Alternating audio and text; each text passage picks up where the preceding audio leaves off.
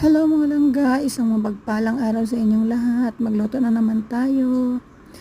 Ang ating dish for today is creamy white pasta with shrimp. Maglagay lang ng fresh milk, pakuluin, and then maglagay tayo ng cream, full cream milk. And then gumawa lang ako ng little bit slurry with that ginamit ko dyan is yung mushroom soap powder para mas lalo siyang masarap.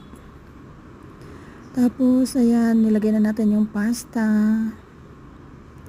Pagkatapos ng pasta, ilalagay natin dyan yung shrimp na ating in-stir fry. Napakadali lang gumawa ng ating ng creamy pasta mga langga. Yan.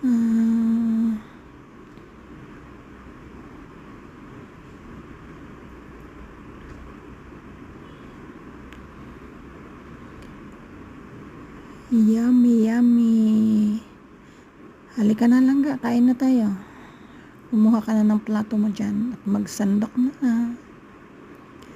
Thank you for watching.